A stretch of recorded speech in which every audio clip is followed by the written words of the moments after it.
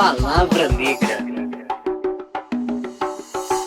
Bem-vindo a mais um episódio do podcast Palavra Negra. Hoje, com a apresentação da minha querida amiga Joane Vailan e eu, Adriano Monteiro, e com um convidado super especial, meu querido amigo, brother, parceiro de anos de trabalho, Estel Miranda, escritor, produtor e ativista social. Obrigado, meu querido, por ter aceitado o nosso convite. Bom demais. Sinta-se em casa. Obrigado. Bem-vindo. Bom demais. Bem-vindo. Valeu.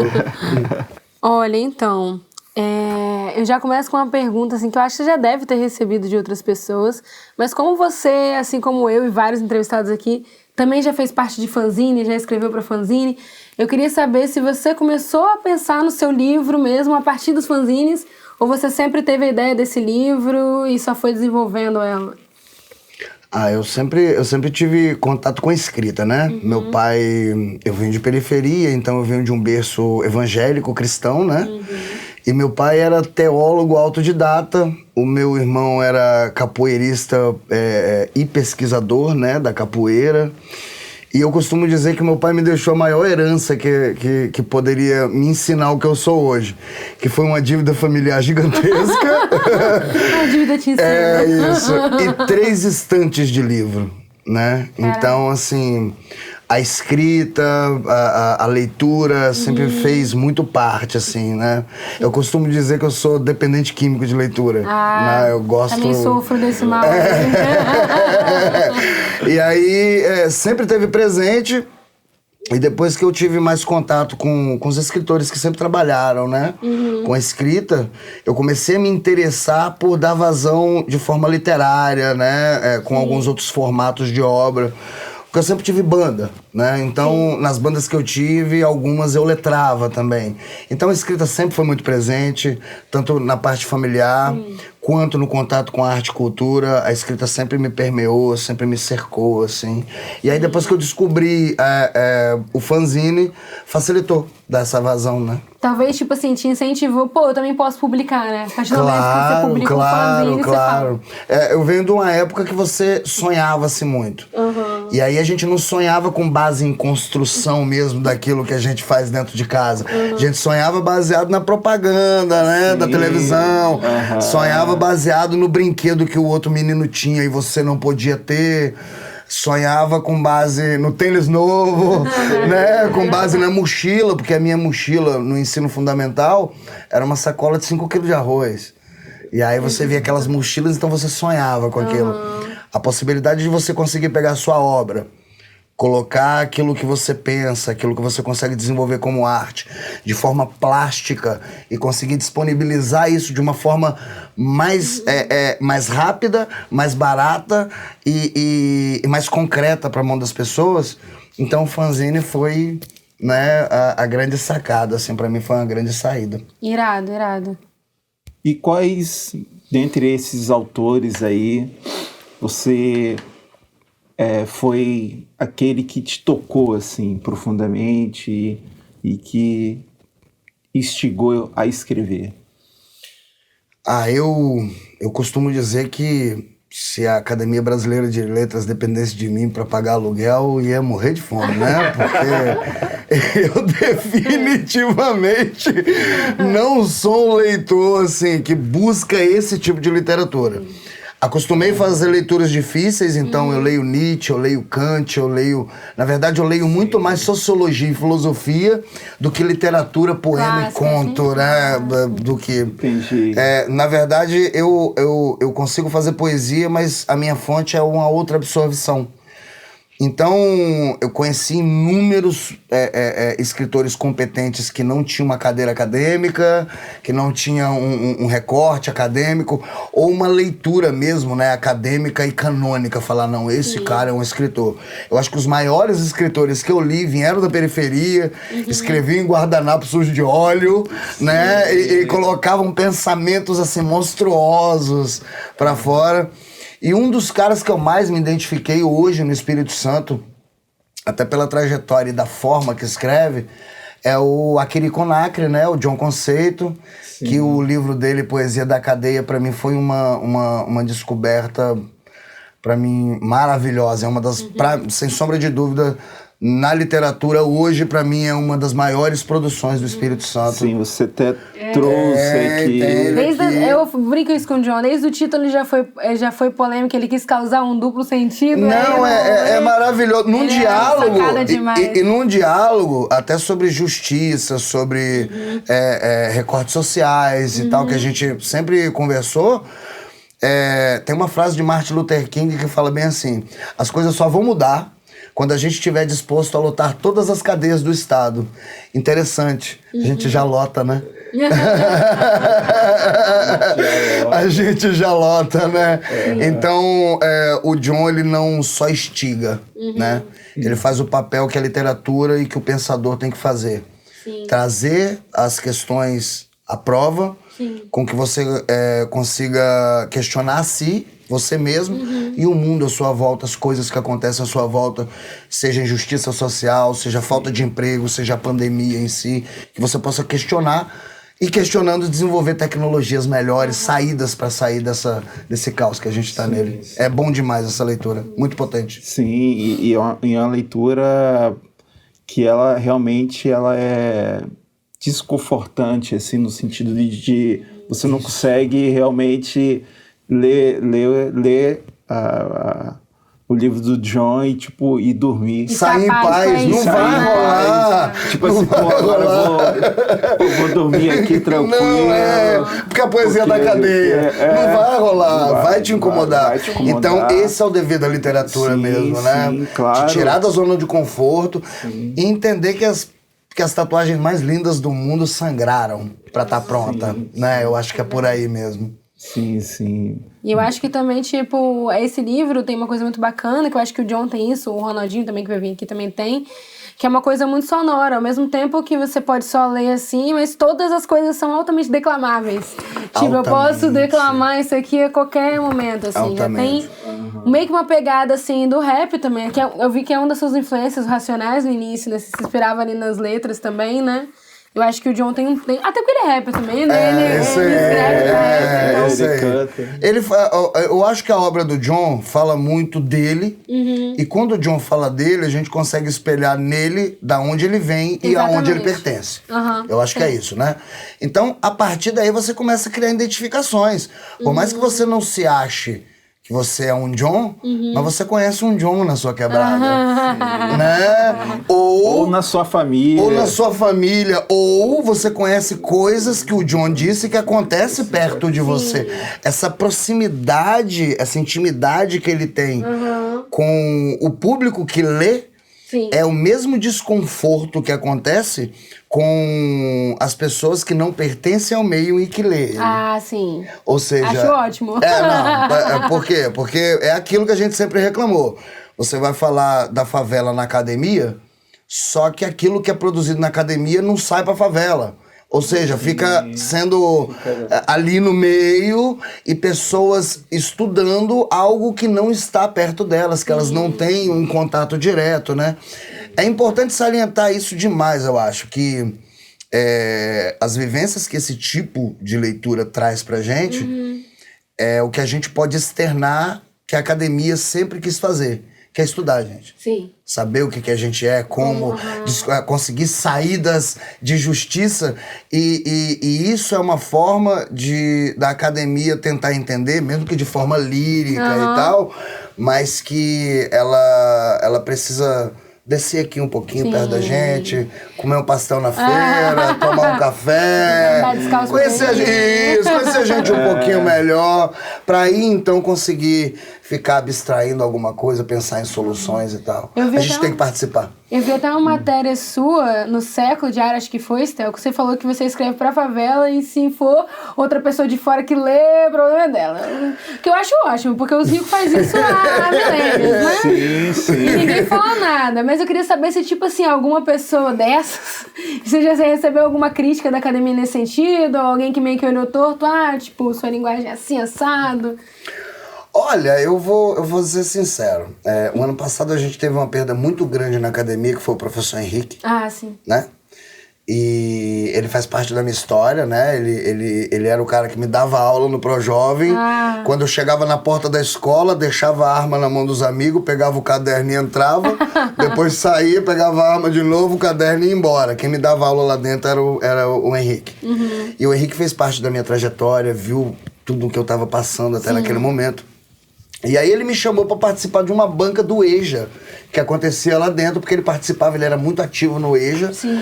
E eu fui lá, participei da mesa e tal. Aí acabou o que aconteceu.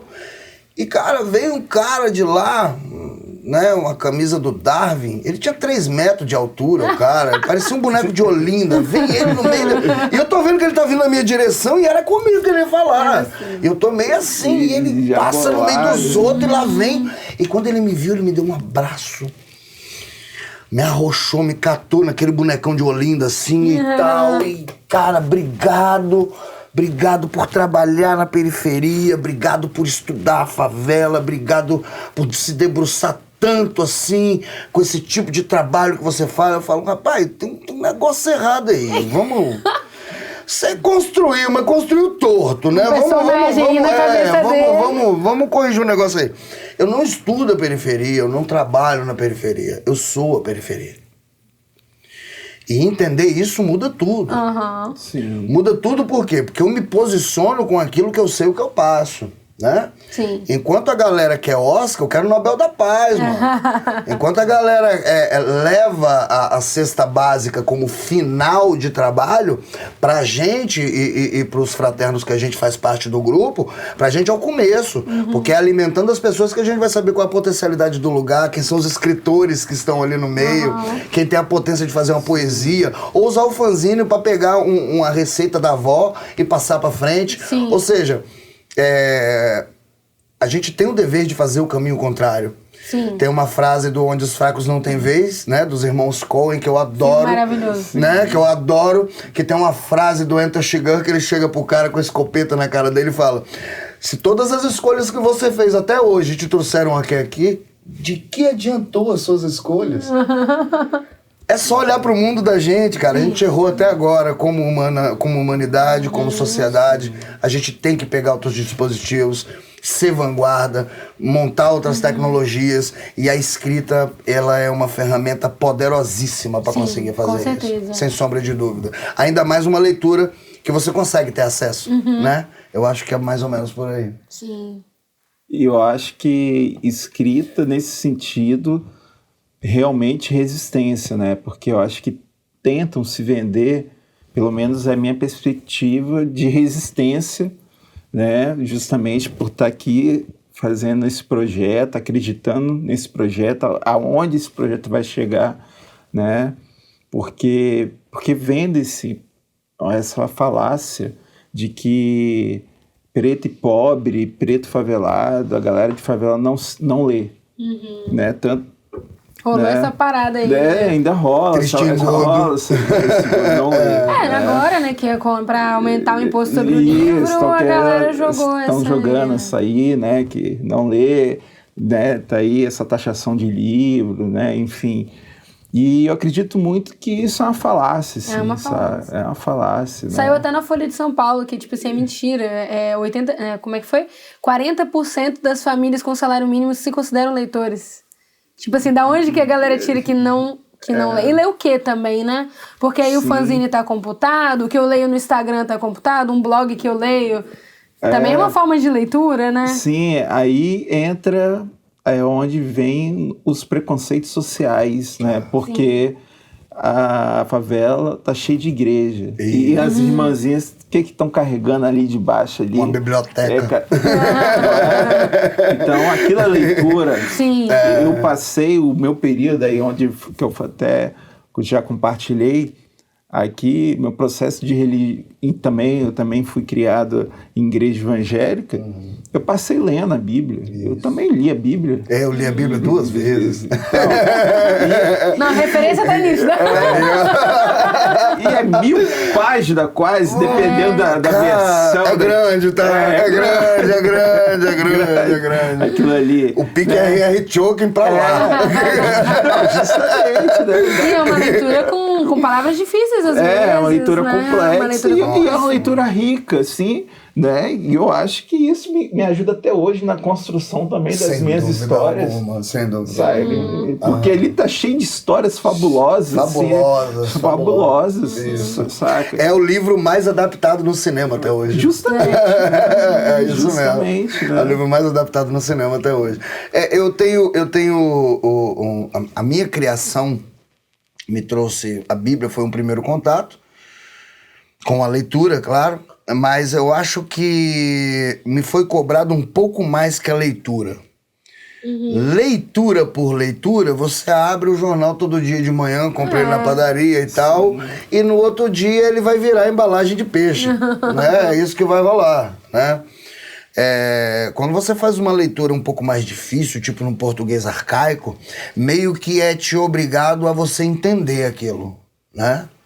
É o que os professores acadêmicos fazem. Olha pra você e fala, vai lá e baixa, tá? Em domínio público na internet lá, Fundamentos da Metafísica dos Costumes, de Immanuel Kant. E aí você lê o primeiro... Você não vai muito longe. Você lê o primeiro parágrafo, aquilo te causa uma estranheza. E o que esse cara tá falando? E aí você vai no professor e fala, professor, me explica isso aqui. E ele vai zoar da tua cara. Você fala, não, mas é tão simples. Você fala, caramba, mano, que é isso? Não é possível, não. Então, esse incômodo é o quê? É a ideia de que se você não dá conta de uma leitura... É o que você... A sua inteligência, o que se passa pela sua cabeça é o que você tem mais de rico. É o único dispositivo que você tem pra viver no mundo. E aí você não dá conta de um parágrafo. Aquilo te causa, né? Então, esse tipo de leitura, ele te exige que você mais que leia. Você entenda. E eu acho que é aí que mora o dispositivo mais valioso pra gente, né? Quando a pessoa para pra ler, vê a importância daquela leitura e entende o que aquele texto quis te dizer, né? Quantas releituras hoje se fazem no meio jurídico no papel de Salomão quando ele mandou cortar a criança ao meio, né? Quantas leituras se fazem hoje em modelo de literatura escrita citando Saulo de Tarso com as cartas que ele mandou para a Europa, para a Ásia e para... Então, assim, para além da leitura... O entendimento que ela vai trazer para a pessoa e entender que qualquer livro é como se fosse o quadro da Mona Lisa no Louvre. Vai passar 1.800 pessoas na frente do quadro e vão haver 1.800 sentidos diferentes para aquela obra, né? Você não é dono mais daquilo. A pluralidade, a capilaridade que você provoca depois é um avalanche que já não tem controle. É um outro dever da literatura, ela tem que fazer isso. E desenvolver esse desapego como escritor é muito interessante também, É um saco. Porque você lê, a pessoa lê, porque você quis dizer isso. Aí você... Olha só, não é. Eu quis dizer muito menos que isso aí. Que bom, obrigada. Mas a galera da academia, ela assusta com o título. E aí ela abre e a primeira apresentação que eu faço, ela mais assusta mais ainda, né? Ela dá outro kick e aí ela vai ver que é um livro de poesia. Não, mas olha só que muito louco. Eu tava comentando do podcast com a minha família, né? Eu falei do seu livro, e minha mãe assim, o Evangelho segundo os Oprimidos, o que ele quis dizer? Que todo mundo que fala na Bíblia não é oprimido? Eu falei, não sei se foi isso. Maravilhosa! Não, eu entendi isso, que agora é uma voz de quem foi oprimido, né? Eu falei, olha... Falei, pra você ver só como eu adoro títulos, né? Como eu comentei no título do John, eu gosto muito do seu título também, porque eu acho que só de ler ele, a pessoa já vai associar a uma coisa bíblica, vai associar a palavra oprimido, já vai pensar várias coisas... sem ter entendido. E dentro dele também ele tem muitas interpretações, né? Até os avisos que você faz antes. Isso. Na verdade, a gente escolheu até, ao invés de um pré, um pós-fácil. Eu gosto dessa ideia. Exatamente por causa disso, pra ele ser um pouco mais elucidativo, né? Falar, olha, gente... Sem spoiler, né? Quem já leu, já leu. Já leu e é isso. E é isso aí. Adquira um livro, por favor. Adquira um livro, por favor. E, além disso, tem também outra coisa que eu observei, da diagramação do livro. Eu queria saber se você teve participação.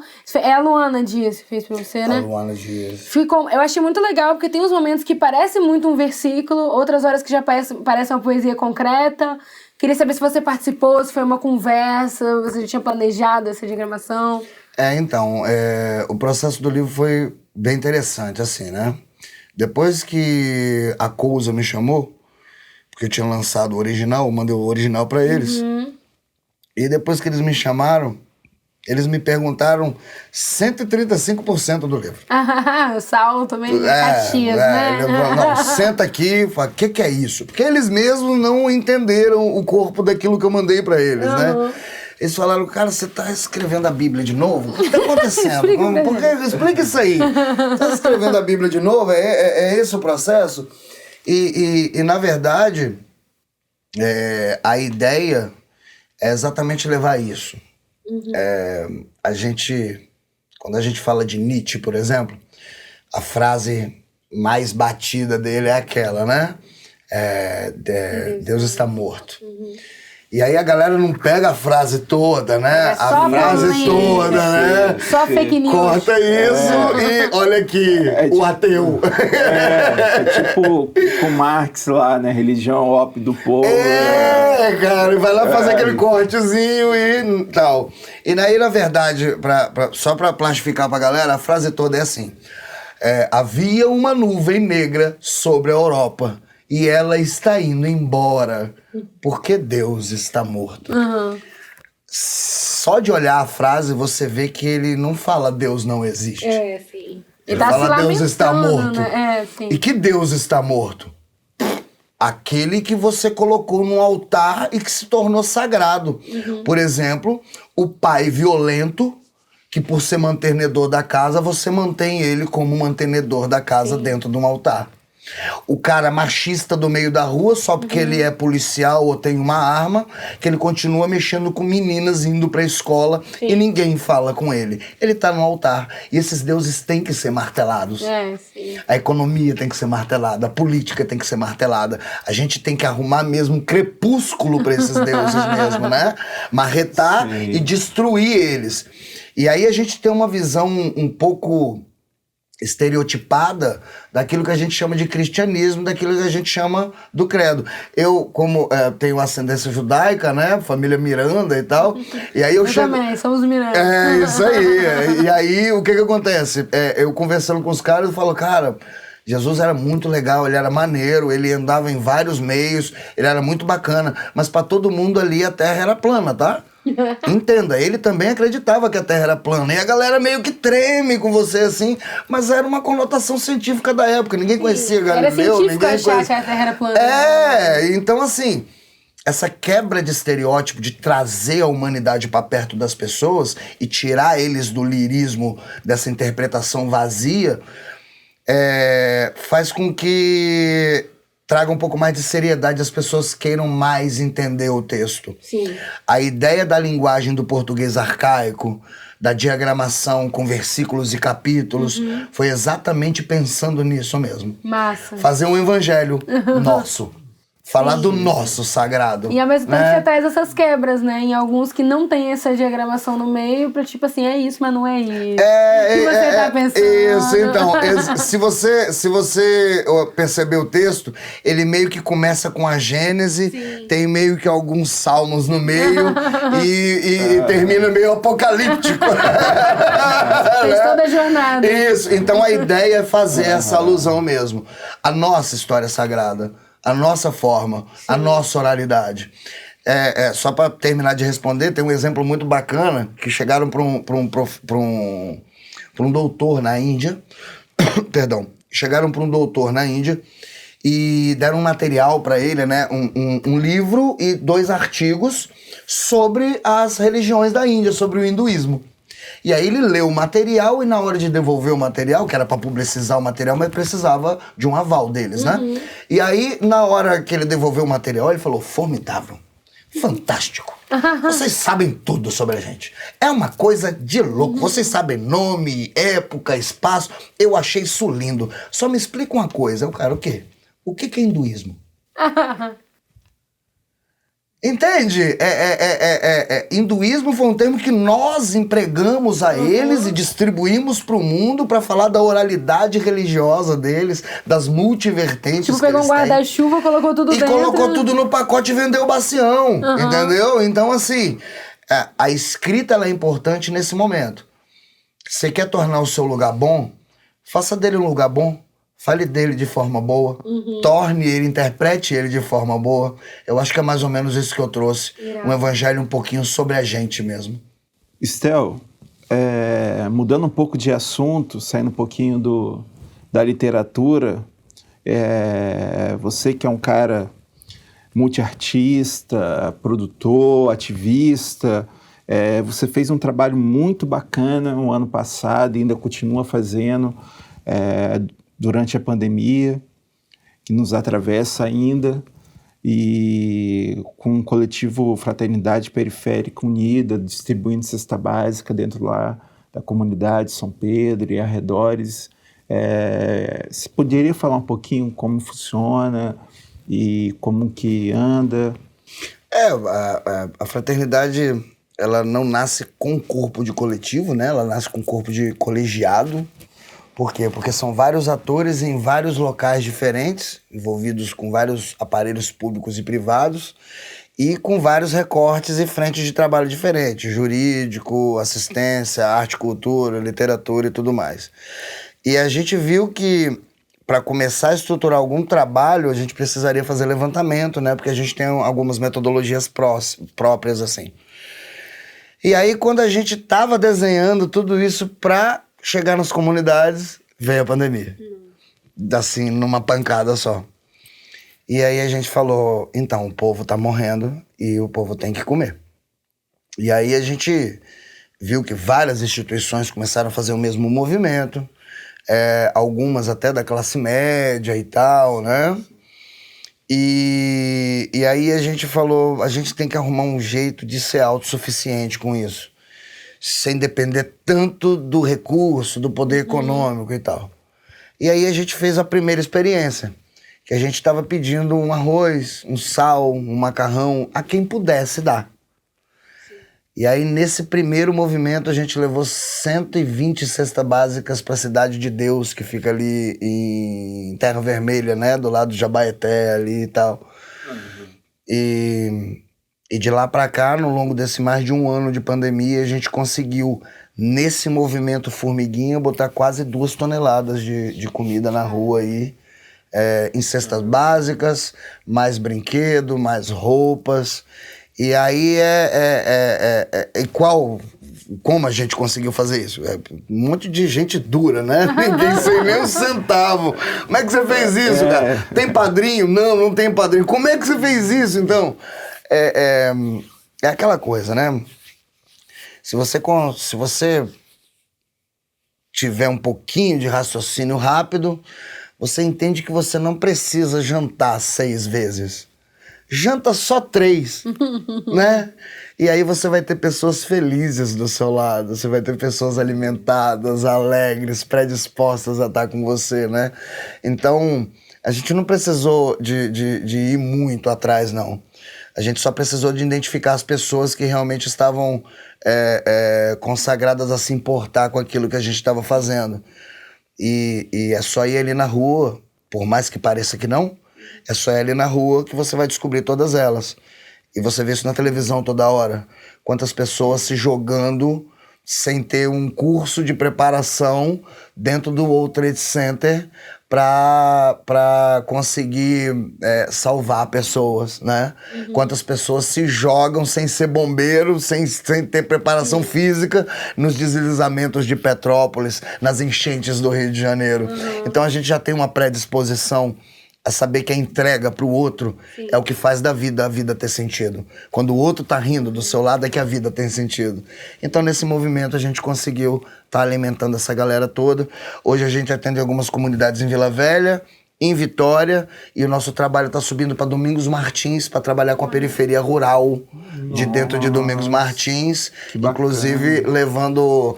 Provavelmente a gente vai ter um espaço físico para trabalhar tanto com pessoas com problemas psicoterapêuticos, quanto pessoas com dependência química. Estamos trabalhando nesse sentido aí para cuidar do nosso povo. E a galera do campo, nesse momento, ficou muito defasada, né? Até pela questão de ter parado as feiras muito tempo. Olha, eu vou para além disso, tá?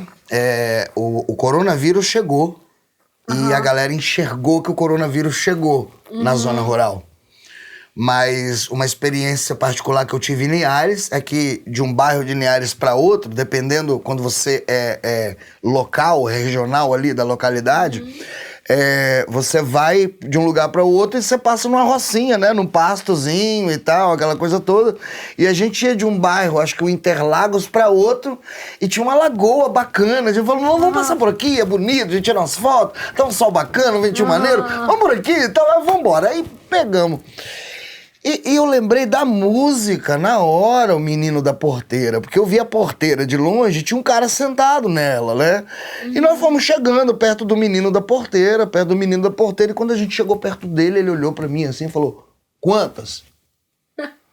Eu falei, quantas o quê?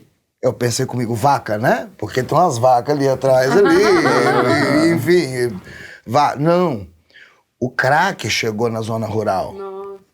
Né? A dependência química chegou na zona rural, a escravidão econômica chegou na zona rural, a criminalização da pobreza chegou na zona rural. E a pandemia só chegou agora. É o que eu sempre falo, as coisas dificilmente chegam na gente, né? A gente não tem... Na mãe periférica não chega a vaga da creche, na mãe periférica não chega a segurança alimentar, na mãe periférica não chega o pleno emprego, mas a 9 milímetros fabricado em Israel chega. Lá em Israel aquilo foi fabricado, sabe? Então, assim, isso chega. Então, assim... Impressionante. Essa deformidade, que faz com que a gente tenha que procurar outros dispositivos. Ninguém, para entender melhor um favelado do que outro favelado, se for alguém que é da classe média alta, ele só vai abstrair. Porque ele vai pensar na favela em cima do jet ski, ele vai pensar na favela no Monte Fuji, ele vai pensar na favela na estação de esqui. E a gente só pensa na favela porque tá dentro dela, né? E aí foi esse dispositivo que a gente usou, para um favelado ajudar o outro. E aí a gente conseguiu chegar nesses números. Irado. Que bacana. E os próximos projetos, próximo livro? Eu vi que Estel tá bem ativo no Instagram, como nunca esteve. Ai, gente, eu tô, gente! Também, né? Eu tô, gente! Daqui a pouco tá recebendo uns shakes em casa. Daqui a pouco tá recebendo uns shakes. Se colocar mesmo, Estel, é isso aí. Olha só, eu sempre trabalhei com isso, né? Mas qual é a leitura que eu tenho? A gente que trabalha com arte e cultura, algumas pessoas da educação, algumas pessoas da assistência, mas basicamente a arte e cultura, a gente sempre foi mais ou menos home office. Mais ou menos home office. A gente sempre foi, metade do trampo sempre foi em casa. Isso. É aquele movimento do teatro. Ensaia, vai lá, apresenta, volta, ensaia, vai lá, apresenta, volta, ensaia. Então a gente sempre teve esse movimento de trazer pra dentro de casa, desenvolver melhor, pensar com competência, botar um café do lado, ligar um sonzinho, desenvolver um negócio ali legal, bonitinho, pá. O problema é que você acorda agora e o mundo tá no seu computador e no seu bolso. Tá todo mundo online, né? Então, assim, você tem que se identificar nesse meio, você tem que mostrar meio que você tá ali. Eu tô me afastando cada vez mais do Facebook, né? E aí, pela saúde mental. Inclusive, eu confesso, inclusive pela saúde mental. Mas, mesmo sendo o mesmo chefe, o mesmo dono. Me aproximei um pouco do Instagram, tô fazendo uma releitura do Twitter, porque eu sempre estive no Twitter, desde o lançamento do Twitter. A gente escolhe do Twitter tem 1 milhão de anos.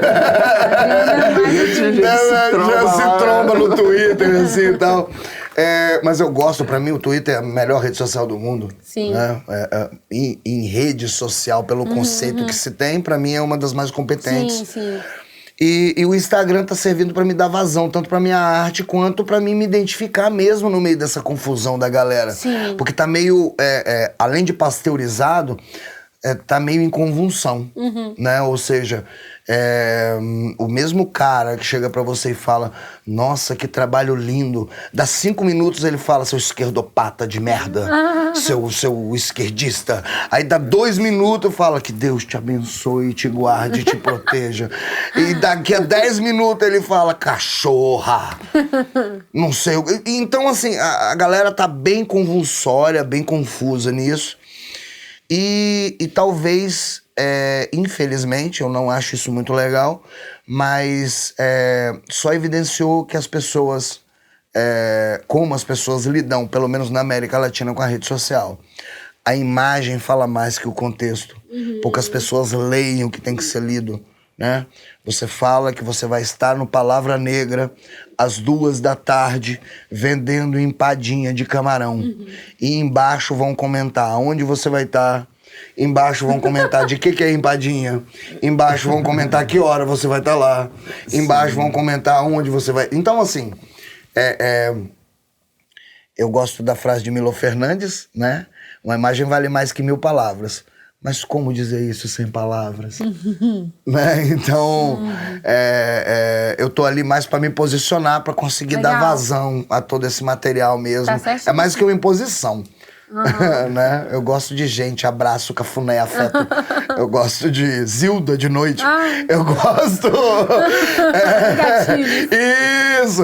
Então, assim, mas no presente momento é o que a gente tem e é a ferramenta que a gente tem que usar. Até pra proteger os nossos, né? Claro. Então, caminhando para a gente encerrar o nosso bate-papo, você já está voltando à pergunta, você tem já um plano para um próximo livro? Ou... Rapaz, é assustador. Ou é segredo de contrato? Não. E ainda bem que não é. Eu tô com 2 livros prontos. Olha. Né? Já para publicação. Já para publicação, assim. Mas aí eu ainda tô estudando formatos, digital ou não, físico e qual conteúdo. Tem um que tá passando numa revisão agora que tá faltando alguns detalhes que talvez vai ser acrescentado. E assim, saber se vai ser interessante lançar ele nesse contexto, nesse momento, se é agora. Mas pra cima disso, eu vou ter que pensar bastante igual lançar esse primeiro. Sim. Foi um trabalho bastante formiguinha, assim. E até porque não é só escrita, né? Nossa. A gente tá em inúmeros projetos. Eu tava dando oficina pro Unicef esses dias. Aí eu tive que trabalhar no curso de extensão da UFSC, que eu também tava dando uma oficina lá. E aí a cadência de trabalho ela começa a mudar de forma, mudar de local, mudar de direção. E lidar com isso te ocupa um tempo que você gostaria de empregar ali na literatura, fazer mais bonitinho e tal. Então ainda tá em construção, na verdade, escrito, prontos, mas agora podando, né? Dando uma olhada, dando aquela lapidada. Uma lapidada, dando uma limada, tirando as arestazinhas. E os 2 de poema? Um de conto. Um de conto. E o outro... provavelmente vai estar com um pé dentro da filosofia. Tava demorando. Tava demorando, mas tá quase lá. Tá filosofia quase lá. das ruas. Das ruas. É o que a gente precisa. Precisamos agora. E Estel, para finalizar, como que a gente faz para adquirir o seu livro? Então, chama nós, leva aí na sua casa, toma um banho de álcool, borrifo, chego de máscara, tudo tranquilo. Só tiramos a máscara aqui agora, tá, gente? Tamo longe, tá bom? Mas Instagram, @Estel Miranda, chama a gente, Estel Miranda no Twitter, Estel Miranda no Facebook, nas redes sociais. E lá no Instagram tem um link, ou que você vai pra Cousa, ou você pode mandar um inbox pra mim mesmo, que a gente faz o contato e a gente leva o livro para qualquer lugar do mundo. Fizemos lançamento agora, mandamos o livro para todo o Sudeste, mandamos o livro para Portugal, mandamos o livro para Itália, mandamos o livro para os Estados Unidos. Os leitores estão bem diversos, assim, a gente está conseguindo mandar. O último mais longe agora foi Japão. Nossa. Conseguimos. Viajou mais que eu. Eu nunca fui, ele foi. Viajou mais que eu. Mas não, tá lá. Tá lá. Ninguém me manda selfie, né, cara? Eu fico chateado. Mas entrou em contato com a gente, segue a gente nas redes sociais, nós estamos aí pra atender geral. Na hora que precisar. Obrigado. É isso aí, Estel. Últimas palavrinhas pra gente fechar de vez. Eu acho que, antes de mais nada, agradecer a vocês por me estar aqui. É bom demais estar em casa, a gente se sente tão à vontade quando você está no meio dos seus, assim. E você fica também tagarela, né? Eu sou meio tagarela e tal, então você fica muito à vontade. Agradecer a cada pessoa que está assistindo esse programa agora. A importância que ficou assistindo até agora, né? De estar ouvindo essas informações, de estar aqui com a gente.